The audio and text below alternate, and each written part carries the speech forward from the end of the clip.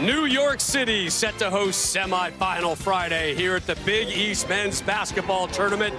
4 programs remain, all with visions of a deep postseason run. Can you feel it in the air? The energy, the glow.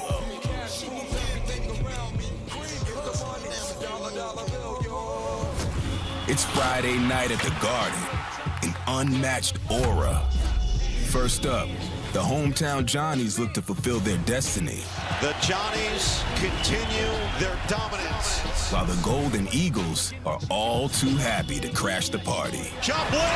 Splash! In Act 2, Creighton hopes to keep the momentum rolling after an instant classic. Ashworth! Yeah! Their opponent, the 2-time defending national champions, who find themselves in familiar territory.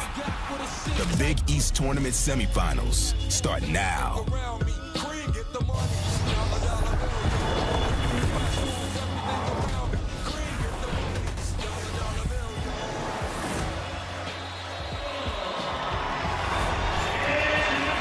Big East Player of the Year R.J. Lewis and his Coach of the Year Rick Pitino have top seed St. John's on track for their first Big East tourney title in 25 years. Cam Jones and Marquette were swept by the Johnnies in the regular season. Can the first team all-conference guard and his head coach Shaka Smart hand the Red Storm their first home loss of the season? We welcome you inside the world's most famous arena for what will be a boisterous Friday night inside the Garden. That's what you get when you have St. John's in Game 1 and UConn in Game 2. Both programs have had plenty of time to pregame, as the kids say. We welcome you to the floor of Madison Square Garden. Rob Stone here with you, Stanford legend Casey Jacobson, former UConn great James Bond villain Donnie Marshall here with you really good as tonight, well. This is going to be a special night. That's hard for him. Compliment to him. The color is good. It looks good on Kate. Donnie, you couldn't pull this off. Lights on inside the Garden. It means it's time for show time. For that, we send it over Jim Jackson and Gus Johnson. All right, Stoner, thank you very much. We're all ready to go. As Ernie Banks would say, great day for 2. Our first game of the evening, it's the top seed Red Storm against the Marquette Golden Eagles. Gus Johnson along with the All-American Jim Jackson. And Jimmy, Rick Pitino in only his second year, 28 wins, a conference regular season tournament title, and a #1 seed in the tournament, and the Player of the Year, and he's a Coach of the Year. What else could you ask for? But this is not enough for the St. John's team or Rick Pitino. He's been preparing his team all year for this kind of environment, and that's what you get from a coach like him. He's hard, he's tough, demanding, but he understands his young men, and that's why they're successful. As for Marquette, they lost a heartbreaker to this St. John's Red Storm team 6 days ago. They're looking for a little payback. They are, but they were right there. Listen, they competed on the glass. They got out-rebounded on offensive glass 19-17. The problem is Marquette only had 10 points off of those 17 offensive rebounds. If they can compete in that area and finish, this is a totally different game.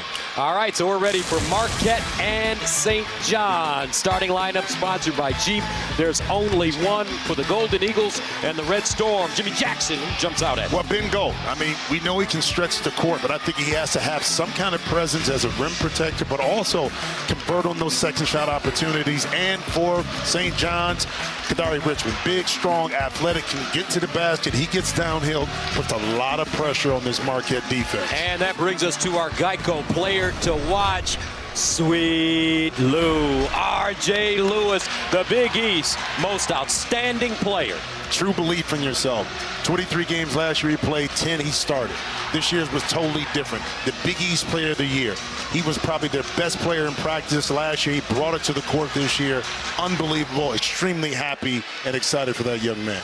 Now, let's join the third member of our team, roaming the sidelines today, Christina Pink.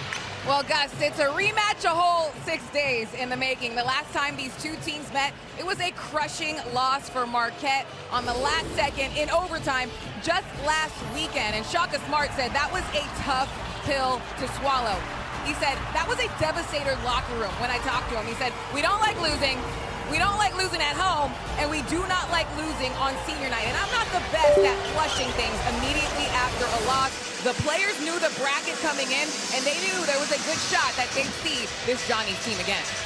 All right, so Shaka Smart feels that his guys are prepared if they can do the little things today.